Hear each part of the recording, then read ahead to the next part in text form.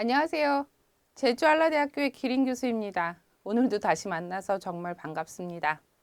오늘은 교양인처럼 말합시다 라는 주제를 가지고 좀 이야기해 보려고 합니다. 여러분, 교양인이 무엇인지 한번 생각해 본 적 있으세요?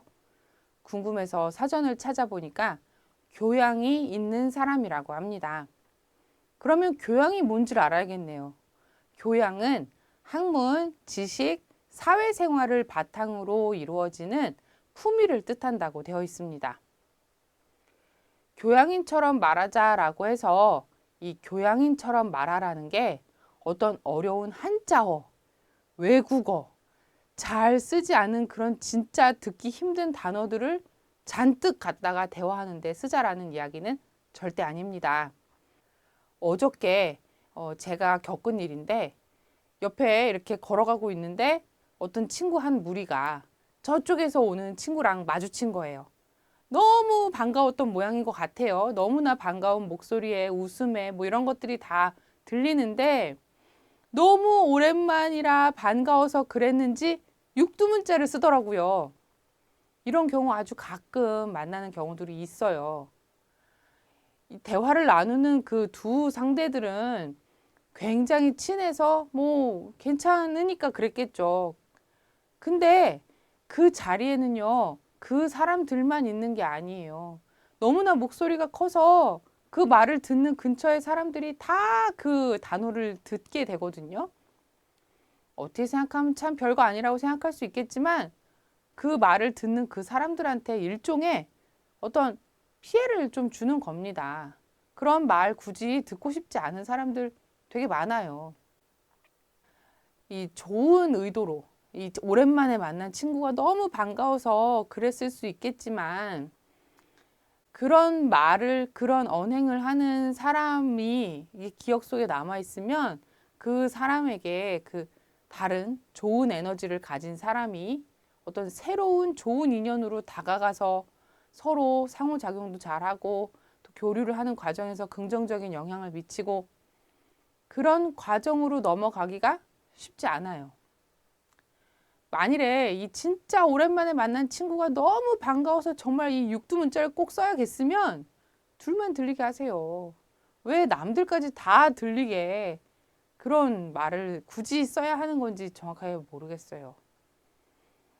남들이 다 들어야 하는 그런 정도의 큰 목소리로 그 반가움을 표현하고 싶으면 고운 말을 쓰는 게 어떨까 추천드립니다.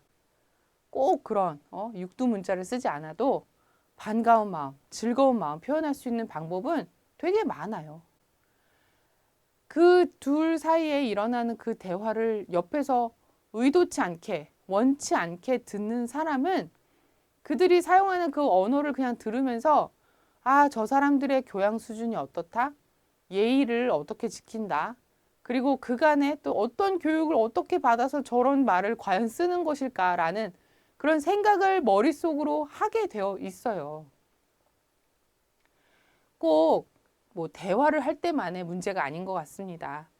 요즘 수업을 진행하면서 많은 학생들이 이제 저한테 메일을 보내오는데 메일을 보낼 때도 교양인처럼 글을 쓰는 게 중요하다라고 생각이 드는 경우들이 종종 있습니다. 대부분의 학생들은 괜찮은데 특히 그리고 뭐 메일에다가 뭐 육두문자를 그렇게 뭐 쓰는 경우는 진짜 없죠. 그런데 여기서 말하는 메일을 쓸 때 교양인처럼 써보자라는 말에는 이 말이라는 것과 달리 이메일을 통해서 뭔가 의사를 전달해야 할 때 이 활자라는 것, 그 글이라는 것을 통해서 의사를 전달할 때에는 사용하는 단어나 어떤 문장을 사용할 때 문맥의 의미를 잘 고려해서 더욱 신중하게 잘 선택해서 사용하셔야 합니다. 왜냐하면 말은 그래도 어떤 뭐 사람의 표정, 어투, 뭐 이런 여러 가지들을 통해서 이 사람의 의도를 전달하는 게 좀 더 수월한데 메일이나 글 같은 어떤 문서를 통해서 의사를 전달할 때는 어떤 사람의 표현이나 손과 같은 이런 제스처나 아니면 어떤 뭐 목소리, 이 사람의 기분 상태 이런 것들이 전혀 전달이 되질 않아요.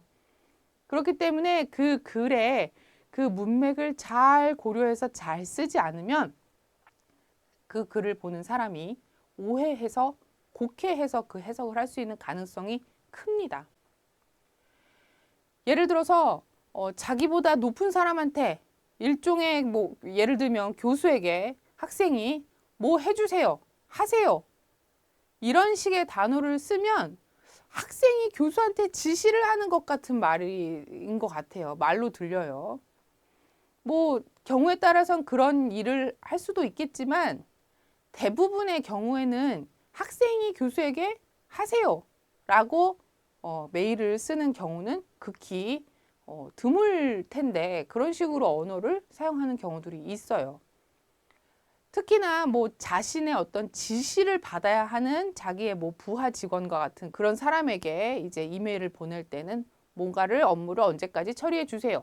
이런 식으로 메일을 보낼 수 있겠지만 부하 직원이 자기의 그 보스한테 언제까지 뭐 해주세요 라고 그냥 내뱉을 수는 없는 겁니다.